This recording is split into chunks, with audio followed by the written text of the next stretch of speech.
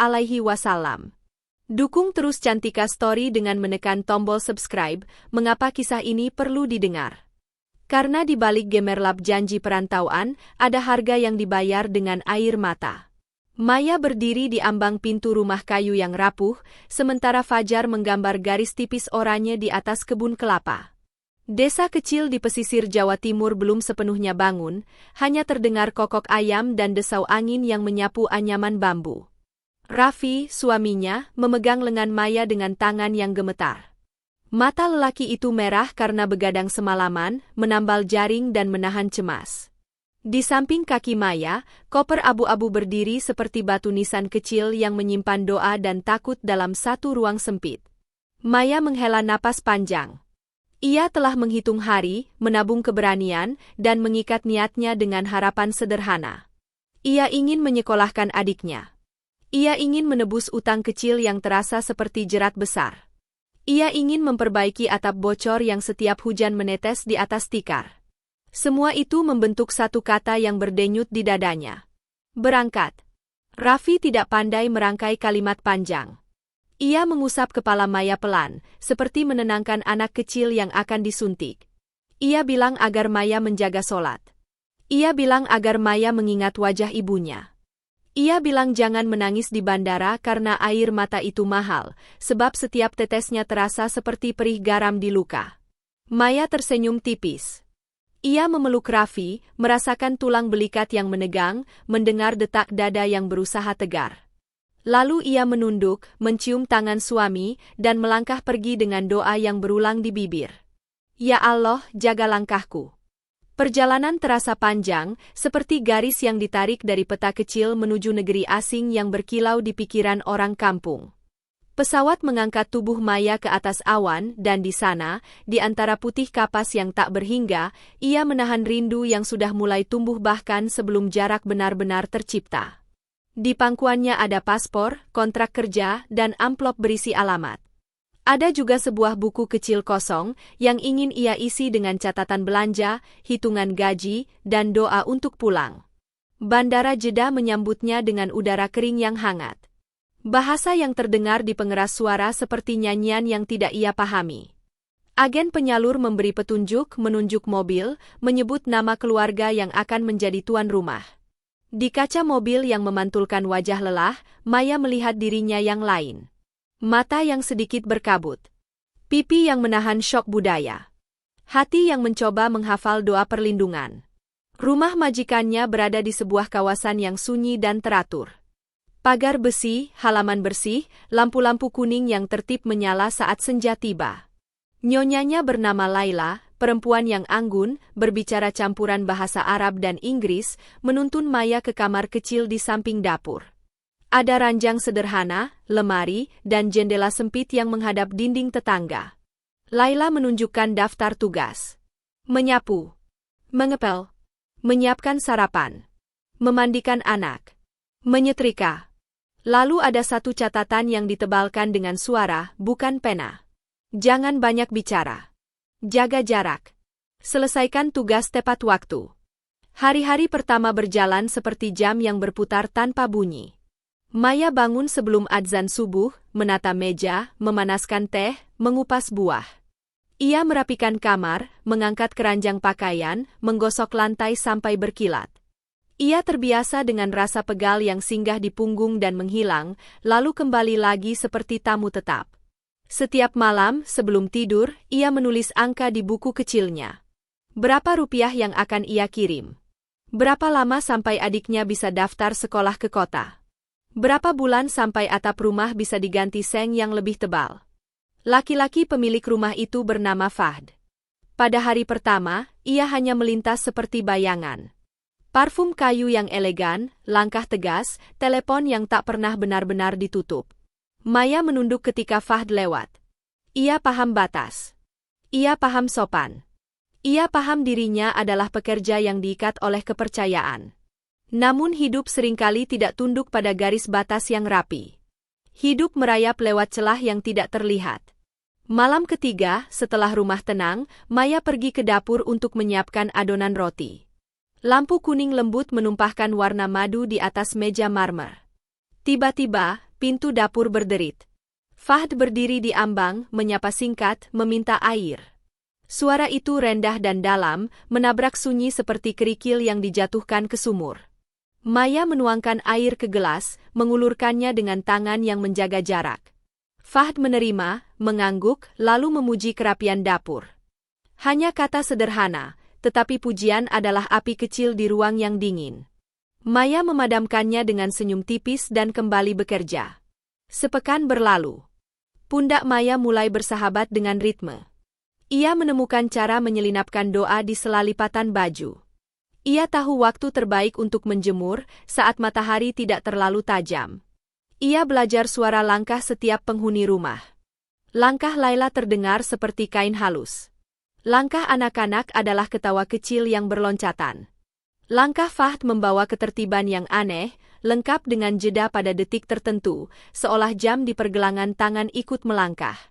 Pada hari ke-10, telepon dari Indonesia masuk. Suara ibu terdengar berat. Ada kabar bahwa sawah sewaan terendam banjir, musim tak lagi bersahabat. Raffi bekerja lebih keras, pulang lebih malam, tapi pemasukan justru menyusut. Maya menahan air mata. Ia ingin memeluk suami, ingin mengulurkan tangan ke punggung yang pasti terasa lengket oleh keringat. Ia bilang akan kirim uang lebih banyak bulan depan. Ia bilang semua akan baik-baik saja. Ia bilang insya Allah ada jalan. Setelah sambungan putus, sunyi menggulung seperti ombak besar. Di sanalah goyah pertama tumbuh.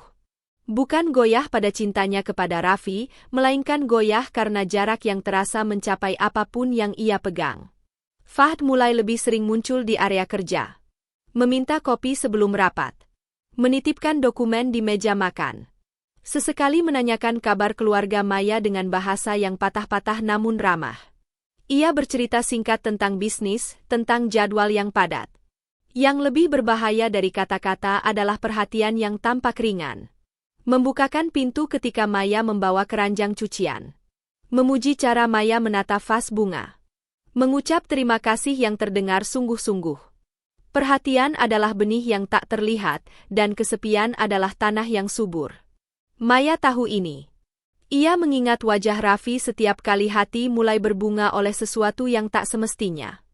Ia mengikat kembali niatnya, merapalkan istighfar pelan, menumpuk kesibukan agar tak ada ruang untuk lamunan. Tapi malam selalu menyediakan celah. Pada malam tertentu, listrik di area belakang berkedip. Maya memeriksa stop kontak. Di lorong sepi itulah langkah Fahd berhenti di belakangnya. Jarak diukur oleh napas. Waktu tiba-tiba seperti benang yang ditarik perlahan. Fahd mengulurkan senter kecil. Ia bilang agar Maya tidak memegang kabel dengan tangan basah. Ia tertawa kecil, menepis tegang dengan kecakapan yang membuat situasi tampak wajar. Lalu ia menyebut nama Maya, lengkap, seakan rasa hormat. Ketika seseorang menyebut namamu dengan cara tertentu, dunia di sekitarmu berubah suhu. Maya menelan ludah. Ia berterima kasih. Ia mundur setapak untuk kembali ke dapur. Di situ, di depan pintu, gaung suaranya sendiri terdengar retak, seperti porselen yang menahan getar. Hari-hari selanjutnya bergerak ke arah yang tak bisa ia minta berhenti. Selembar syal tipis di kursi ruang tamu yang harus ia rapikan. Pagi ketika Laila harus menginap di rumah ibunya karena sakit, meninggalkan Maya di rumah dengan anak-anak yang sudah tertidur dan daftar tugas yang panjang. Senja yang memerah di balik jendela, mengiris hati yang rindu pulang. Telepon dari Raffi yang semakin singkat karena lelah. Kata-kata yang terpotong oleh jarak dan tagihan. Pada suatu subuh, sebelum adzan, Maya berdiri di halaman belakang. Udara Arab menusuk manis. Ia menatap langit, mencari bintang yang mungkin juga terlihat dari kampungnya. Ia berbisik, "Ya Allah, kuatkan aku." Ia meyakinkan diri bahwa ia datang untuk bekerja, untuk keluarga, untuk masa depan. Namun ketika matahari naik dan rumah kembali bergerak, arus tak terlihat itu mengalirkan hatinya ke belokan yang licin. Sore itu, anak bungsu Laila demam. Maya berjaga di samping ranjang kecil, mengompres dahi kecil yang panas. Jam dinding berdetak lambat. Pintu kamar berderit pelan. Fahd berdiri di ambang, menanyakan keadaan. Lalu ia masuk, berdiri tak jauh, menyodorkan obat dari dokter. Dalam hening yang panjang, Maya merasakan sesuatu yang tumbuh seperti bayang pohon di dinding. Ia tidak berani menatap. Ia menunduk dan memusatkan diri pada kain kompres. Fahd duduk di kursi ujung ranjang, jarak yang masih bisa disebut aman. Tetapi jarak di hati tidak bisa diukur oleh meter. Ketika malam jatuh dan demam mereda, rumah mengecil ke dalam senyap. Maya kembali ke dapur untuk merapikan gelas dan piring. Air mengalir dari keran, membelah sunyi dengan suara yang jernih. Di balik punggungnya, langkah itu datang lagi. Tidak cepat, tidak lambat. Cukup untuk membuat waktu menoleh. Fahd memanggil namanya. Suara itu tidak meninggi. Justru terlalu halus. Ia mengucapkan terima kasih atas penjagaan malam ini. Lalu kalimat yang berikutnya, pelan sekali, seperti rahasia yang dikeluarkan dari saku jas. Ia bilang di rumah ini, Maya bukan sekadar pekerja. Maya bagian dari yang membuat semuanya berjalan. Kata-kata itu berhenti di udara, berpendar seperti lampu kecil yang sulit dipadamkan. Maya memegang tepi bak cuci lebih erat. Ia ingin menolak cahaya itu. Ia ingin memadamkan sebelum menjalar ke tirai, ke meja, ke dadanya sendiri. Namun di saat yang sama, ia merasakan dunia yang beku mulai retak. Retaknya sangat halus, hampir tidak terdengar, tapi ia tahu. Di balik retakan, ada sesuatu yang mengintip dan berjanji hangat. Maya memalingkan wajah, menatap siluetnya sendiri di permukaan jendela yang gelap. Di sana, ia melihat perempuan yang meninggalkan kampung, menggenggam janji pulang, dan kini berdiri di persimpangan yang tak terbayangkan. Ia menarik napas dalam-dalam. Ia mengangguk pelan pada ucapan terima kasih itu. Lalu ia kembali pada piring dan gelas, pada air yang jatuh, pada malam yang terlalu panjang untuk ditahan sendirian. Di ujung lorong, langkah Fahd menjauh. Di dada Maya, sesuatu justru mendekat. Dan ketika jam dinding memukul angka 2, suara telepon dari Indonesia kembali berdering. Kali ini bukan dari Raffi. Nama yang muncul di layar adalah tetangga. Kalimat pertamanya membuat lutut Maya melemas seperti kain basah. Ada kabar yang tidak ia siap dengar. Ada pintu yang tertutup dari jauh. Ada sesuatu di kampung yang berubah selamanya. Malam itu Maya duduk di tepi ranjang kecil di kamarnya. Suara dari tetangga yang menelpon masih terngiang. Ia diberitahu bahwa Raffi, suaminya di kampung, jatuh sakit. Pekerjaan berat dan tekanan hidup membuat tubuhnya melemah. Maya menggenggam ponsel erat, matanya basah. Ia ingin pulang. Ia ingin berada di sisi Raffi, namun apa daya kontrak kerja masih panjang, hutang agen belum lunas, dan kebutuhan keluarga di kampung tetap menanti kiriman. Hanya doa yang bisa ia kirim, hanya kata-kata yang bisa ia bisikkan lewat jarak yang terlalu jauh. Hari-hari selanjutnya Maya bekerja dengan tubuh yang bergerak seperti biasa, tapi hati yang tak lagi utuh. Ia tersenyum pada anak-anak majikannya, membersihkan rumah, memasak dengan teliti, namun dalam setiap detiknya ada rongga kosong yang terus membesar. Malam demi malam ia menangis diam-diam, merasakan luka yang tak bisa ia sembuhkan sendiri. Fahd, sang majikan, mulai merasakan ada yang berubah. Suara Maya lebih pelan, wajahnya lebih pucat, gerakannya lebih lambat. Suatu sore, Fahd pulang lebih cepat dari biasanya. Ia menemukan Maya duduk di dapur, menunduk menatap lantai, sementara air mendidih di panci hampir tumpah. Fahd mendekat, bertanya dengan nada lembut, "Ada apa denganmu, Maya?" Pertanyaan sederhana itu membuat air mata Maya jatuh begitu saja, tanpa mampu ia tahan. Maya berusaha menyeka cepat, berkata lirih, "Tidak apa-apa, Tuan." Namun suara seraknya justru mengungkapkan kebenaran. Fahd duduk di kursi, menatap Maya dengan sorot yang tidak lagi sekadar majikan pada pekerja. Ia menyodorkan sapu tangan, memintanya jujur. Dengan hati yang remuk, Maya akhirnya bercerita tentang suaminya yang sakit, tentang keluarganya yang kesulitan, tentang dirinya yang merasa sendirian. Fahd terdiam lama. Kemudian ia berkata, "Engkau perempuan yang kuat. Engkau menanggung beban lebih dari yang seharusnya. Aku menghargai itu." Kata-kata itu seperti tetes embun di tanah gersang. Maya merasakan hatinya bergetar, bukan hanya karena iba, tapi karena ada seseorang yang mendengarkan, memahami, bahkan menyanjungnya. Sejak saat itu, perhatian Fahd semakin jelas. Ia sering menanyakan kabar, menyiapkan obat bila Maya terlihat letih, bahkan sekali waktu menitipkan amplop kecil berisi uang tambahan agar bisa dikirim ke keluarga. Maya awalnya menolak, merasa itu bukan haknya. Namun Fahd bersikeras, katanya itu bentuk terima kasih. Maya pun menerimanya dengan hati yang campur aduk. Malam demi malam, jarak yang seharusnya dijaga mulai memudar. Fahd sering pulang larut malam dan menemukan Maya masih terjaga, menyelesaikan pekerjaan. Mereka berbincang singkat tentang keluarga, tentang hidup di dua dunia yang berbeda. Ada tawa kecil yang lahir, ada pandangan yang bertahan sedikit lebih lama dari seharusnya. Hingga suatu malam, saat rumah sunyi dan lampu dapur menyala temaram, Fahd menatap Maya dengan cara yang berbeda. Ia menyebut namanya pelan, dengan suara yang membawa getar. Maya, engkau tidak seharusnya menanggung semua ini sendirian. Maya menunduk, jantungnya berdetak kencang. Ada sesuatu yang tumbuh dalam hatinya, sesuatu yang ia tahu terlarang, namun terasa hangat dan sulit ditolak. Maya beristighfar dalam hati. Ia mengingat Raffi, suami yang sakit, wajah yang setia menunggunya di kampung. Namun setiap kali ia berusaha menutup hati, perhatian Fahd kembali membuka pintu itu. Hari-hari selanjutnya, batasan yang dulu tegas kini makin kabur. Maya sendiri mulai takut dengan dirinya, takut pada rasa yang tumbuh, namun juga terjebak dalam kehangatan yang ia rindukan. Dan pada suatu senja, ketika langit merah membakar cakrawala, saat Laila sang nyonya pergi menjenguk orang tuanya, Maya dan Fahd untuk pertama kalinya benar-benar sendirian di rumah besar itu.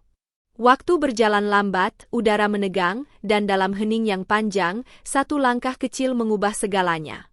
Maya tahu sejak malam itu hidupnya tak lagi sama. Ia telah melangkah ke jalan yang penuh rahasia, jalan yang mungkin manis di awal, namun kelak bisa berujung pada pahit yang tak tertanggungkan. Malam itu menjadi awal dari sebuah rahasia besar. Maya yang dulu teguh menjaga batas kini terperangkap dalam pusaran rasa yang ia sendiri tak mampu kendalikan. Setiap kali ia menatap cermin di kamarnya, bayangan seorang istri setia perlahan pudar, berganti dengan wajah seorang perempuan yang menyembunyikan dosa. Ia beristighfar, ia menutup wajah dengan tangan, namun rasa bersalah itu hanya menumpuk, bukan menghilang. Hari-hari berjalan seperti biasa di mata orang lain. Maya tetap bekerja, membersihkan rumah, memasak, mengurus anak-anak Laila. Namun di balik semua itu, ada pertemuan singkat, tatapan yang penuh makna, dan kata-kata yang seolah menjadi jembatan bagi hatinya dan Fahd.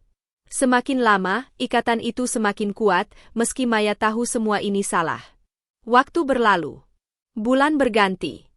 Hingga akhirnya Maya menyadari sesuatu yang membuatnya panik. Tubuhnya mulai terasa berbeda.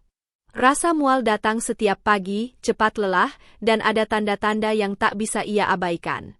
Dengan hati gemetar, Maya menghitung hari, menghitung bulan. Tak salah lagi, ia mengandung. Kabar itu bagai petir di siang bolong. Maya menangis di malam sunyi, tubuhnya bergetar hebat, bibirnya tak henti mengucap, "Ya Allah, apa yang telah aku lakukan?"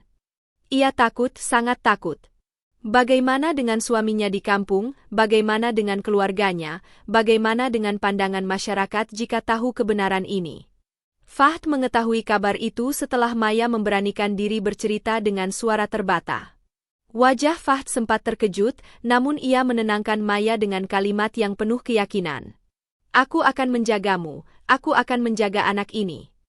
Kata-kata itu membuat Maya sedikit lega. Meski jauh di dalam hatinya, ada rasa cemas yang tak bisa ia sembunyikan.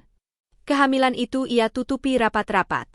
Laila tidak pernah curiga karena Maya pandai menyembunyikan perubahan tubuhnya dengan pakaian longgar dan alasan-alasan kecil. Waktu berjalan, hingga akhirnya tiba saat Maya melahirkan. Di sebuah klinik kecil, jauh dari mata keluarga majikan, seorang bayi lahir ke dunia. Tangis bayi itu memenuhi ruang kecil, sementara hati Maya hancur bercampur bahagia. Beberapa bulan kemudian, kontraknya berakhir. Dengan hati berdebar, Maya memutuskan pulang ke Indonesia. Namun kali ini ia tak pulang sendirian. Di pelukannya ada seorang bayi kecil, buah dari rahasia besar yang ia bawa dari tanah Arab. Sesampainya di kampung, semua orang terkejut. Raffi, suami yang setia menunggunya, merasa hatinya hancur berkeping-keping. Ia menatap bayi itu dengan sorot tajam, lalu berbalik tanpa sepatah kata. Keluarga Maya pun tak kuasa menahan malu. Mereka tak bisa menerima Maya lagi, bahkan ibunya sendiri hanya bisa menangis dan berkata lirih, "Mengapa kau tega, Nak?" Maya berdiri di depan rumah yang dulu menjadi tempat ia dibesarkan, kini pintunya tertutup rapat. Tangannya gemetar memeluk bayi kecil itu. Ia tak punya tempat pulang, tak punya orang untuk menampung. Dunia seakan runtuh di hadapannya. Dalam keputusasaan, Maya mengambil keputusan berat. Ia kembali lagi ke Arab, membawa serta anak kecil itu, karena hanya di sanalah satu-satunya tempat ia bisa bertahan hidup. Ia tidak lagi diterima di tanah kelahirannya, ia telah menjadi asing di kampungnya sendiri. Namun Maya tidak tahu, perjalanan pulangnya kali ini justru akan mengantarkannya pada luka yang lebih dalam. Karena di tanah Arab, Fahd tidak lagi sama seperti dulu. Ia sudah menikah dengan perempuan bangsawan, dan anak Maya hanyalah rahasia yang tak diinginkan. Disinilah jalan hidup Maya benar-benar mulai terjal. Ia berjalan di lorong yang penuh air mata, dengan beban yang makin berat setiap harinya. Maya kembali menjejakkan kakinya di tanah Arab dengan hati yang patah. Bandara yang dulu penuh harapan kini terasa asing. Dalam pelukannya, bayi kecilnya tidur lelap, tak tahu bahwa hidup yang menantinya adalah jalan terjal penuh air mata. Maya menarik napas panjang, berbisik lirih, "Nak, maafkan ibumu. Kau lahir dari dosa, tapi kau bukan salah."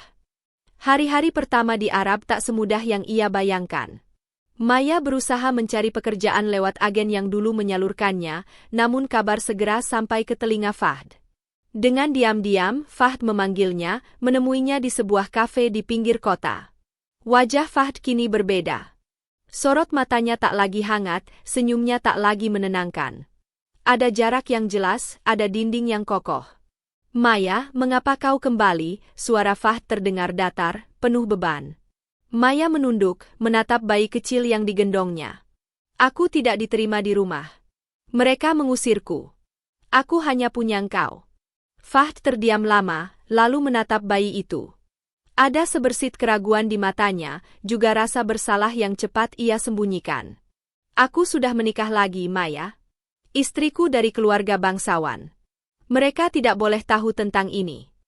Ucapan itu menusuk dada Maya bagai pisau. Ia merasa napasnya tersangkut, tubuhnya gemetar. "Lalu bagaimana dengan anak ini, Fahd? Ia darah dagingmu." Namun Fahd menggeleng perlahan. "Aku akan memberimu uang, tempat tinggal kecil, dan pekerjaan. Tapi aku tidak bisa mengakuinya. Jika rahasia ini terbongkar, seluruh hidupku hancur." Maya meneteskan air mata. Ia ingin berteriak, ingin menampar wajah lelaki yang dulu menjanjikan akan menjaganya.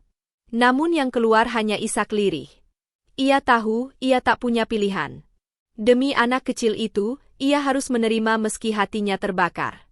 Hari-hari berikutnya Maya hidup di sebuah apartemen sempit di pinggiran kota. Ia bekerja sebagai pembantu serabutan di rumah-rumah orang Arab lain. Setiap malam saat menimang anaknya, Maya menangis. Ia merasakan pahitnya karma, pahitnya pengkhianatan, pahitnya penyesalan yang datang terlambat.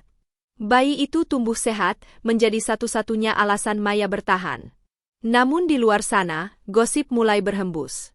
Beberapa tetangga curiga, bagaimana mungkin seorang TKW datang dengan anak tanpa suami. Pandangan sinis dan cibiran pun mulai ia rasakan. Maya hanya bisa menunduk, menahan malu, menahan beban yang makin berat di pundaknya. Dan di balik semua itu, Fahd semakin menjauh. Teleponnya jarang terhubung, pesannya jarang dibalas. Ia seolah ingin menghapus Maya dari hidupnya. Maya sadar, ia hanyalah rahasia kelam yang tak pernah diinginkan. Malam-malam di apartemen sempit itu menjadi saksi tangis Maya yang panjang. Ia merindukan kampung halaman, meski tahu pintu rumah keluarganya sudah tertutup rapat. Ia merindukan Raffi, meski tahu suaminya takkan pernah mau memaafkan. Dan yang tersisa hanyalah dirinya dan anak kecil yang tak berdosa, yang harus ia besarkan seorang diri di negeri asing. Di sanalah, hidup Maya benar-benar jatuh di titik nadir. Ia berdiri di antara dua dunia yang menolak keberadaannya. Tidak diterima di kampung sendiri, tidak pula mendapat tempat di negeri orang. Namun Maya tahu, meski jalan ini penuh duri, ia harus tetap melangkah. Demi anak kecil itu, demi secercah harapan yang mungkin masih bisa ia temukan di ujung jalan panjang. Hari-hari Maya di negeri orang berubah menjadi perjuangan tanpa henti.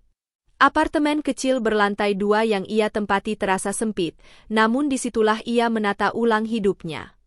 Tiap pagi, Maya berangkat bekerja di rumah tetangga Arab yang berbeda. Ada yang menyuruhnya mencuci, ada yang memintanya membersihkan, ada pula yang memperlakukannya dengan nada tinggi. Semua ia jalani demi satu hal, memastikan anak kecilnya tetap bisa makan dan tumbuh sehat. Anaknya, yang ia beri nama Amir, kini berusia 3 tahun. Wajah Amir memancarkan ketampanan khas ayah Arabnya, namun sorot mata teduhnya mengingatkan Maya pada masa mudanya di kampung. Setiap kali menatap Amir, hatinya berdesir perih. Anak itu tidak salah, namun dunia seolah tak memberinya ruang. Maya sering berbisik di telinga kecil Amir, "Nak, ibumu mungkin sudah kotor, tapi aku akan pastikan hidupmu tetap bersih." Tetangga apartemen mulai berbisik-bisik. Mereka heran, dari mana datangnya anak itu. Maya hanya menunduk jika ditanya. Ia tak berani menjawab, hanya berlalu sambil menahan malu. Di pasar, ia sering merasakan tatapan tajam, seakan orang-orang menebak rahasia besar yang ia simpan. Namun Maya sudah terbiasa, karena sakit di hatinya jauh lebih besar daripada cibiran manusia. Sementara itu, Fahd semakin menjauh. Dari dulu ia hanya menjanjikan, namun tak pernah benar-benar ada. Amplop uang yang dulu sesekali ia titipkan kini berhenti sama sekali. Telepon Maya jarang dijawab, pesan-pesannya dibiarkan tanpa balasan.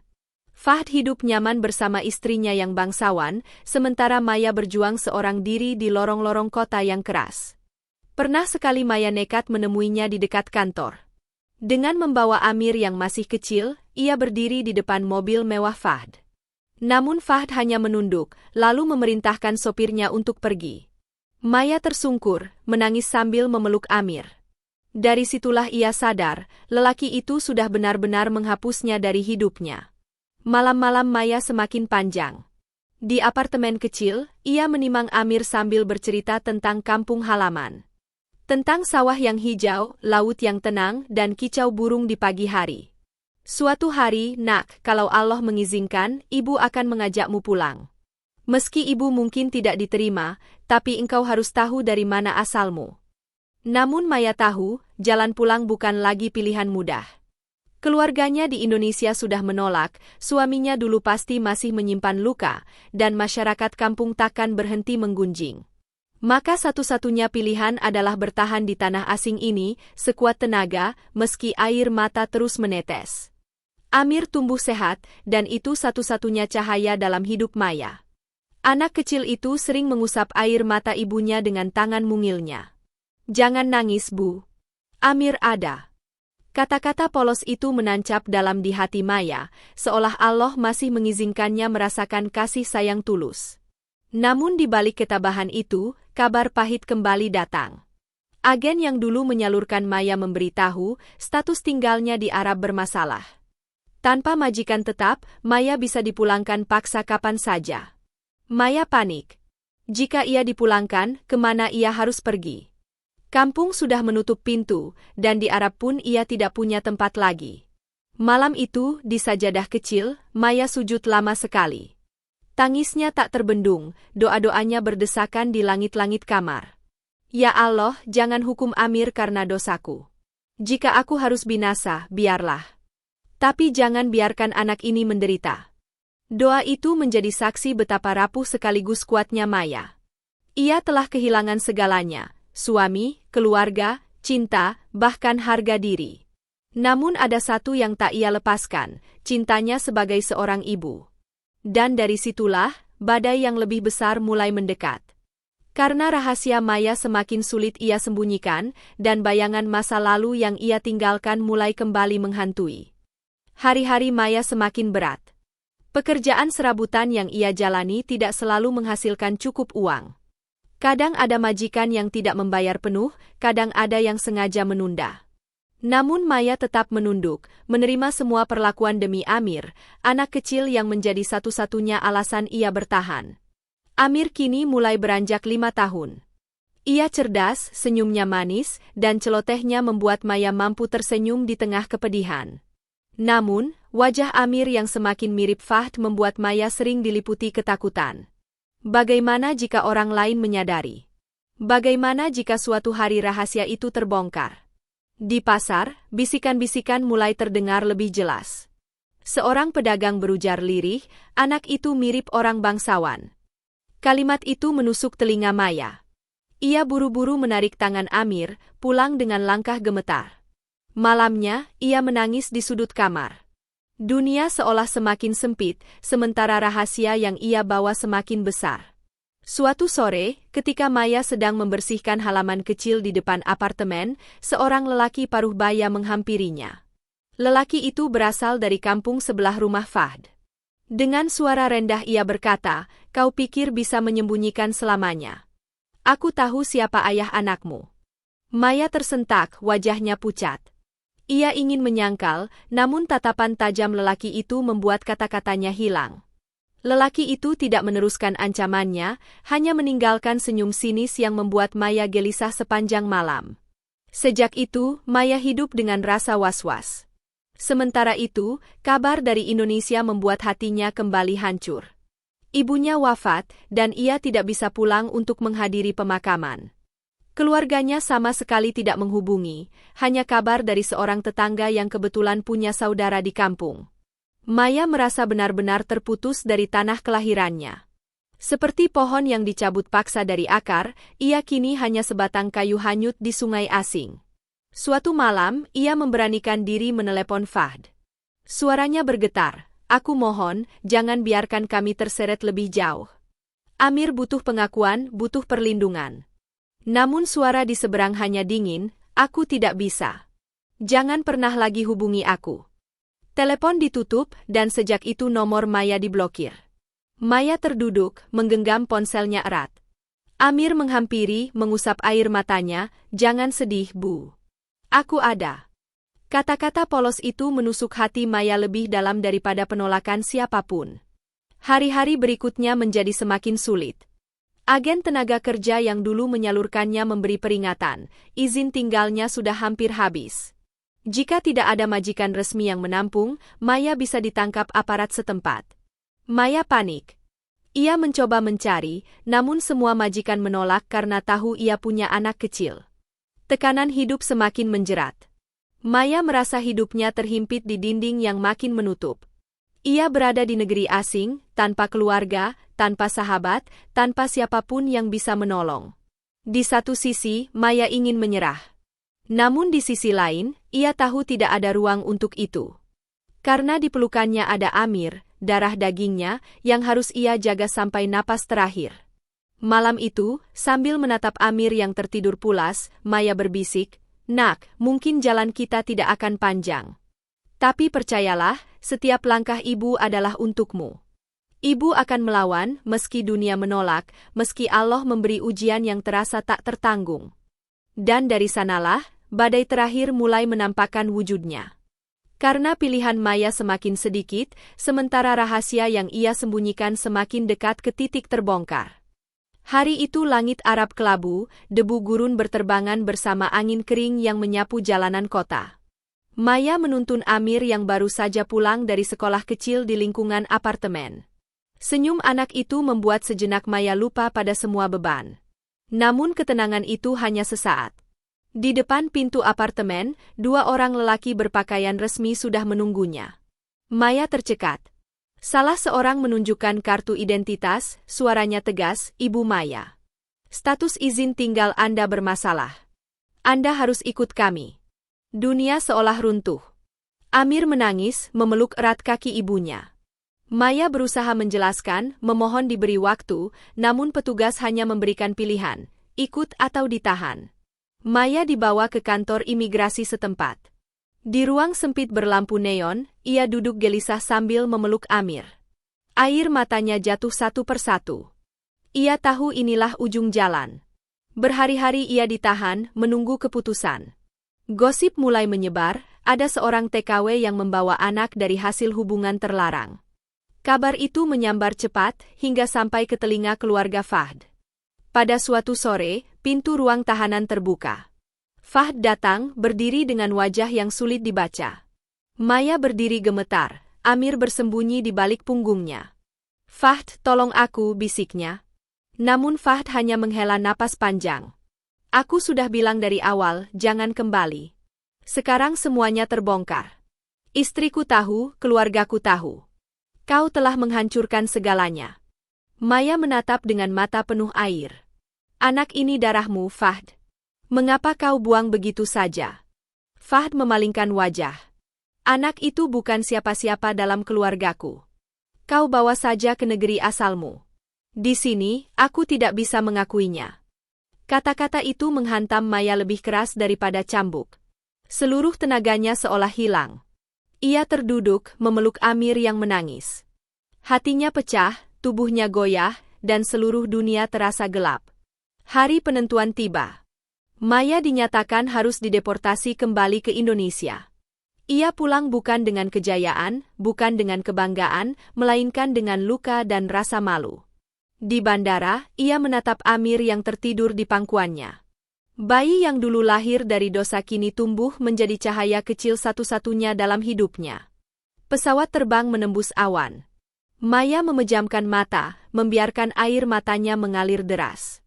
Ia tahu, ia akan kembali ke tanah air yang dulu menolak kehadirannya. Keluarga mungkin takkan pernah memaafkan. Suami yang pernah setia sudah benar-benar pergi. Namun tidak ada lagi pilihan. Ia hanya bisa berjalan di jalan yang penuh batu, dengan harapan kecil suatu hari Amir bisa memiliki hidup lebih baik daripada dirinya. Kisah Maya berakhir di lorong gelap kepahitan, namun di pelukannya ada satu-satunya alasan ia bertahan, seorang anak kecil yang akan selalu ia jaga, meski seluruh dunia menutup pintu untuknya. Saudaraku pendengar setia Cantika Story, dari kisah Maya kita belajar bahwa hidup penuh dengan pilihan.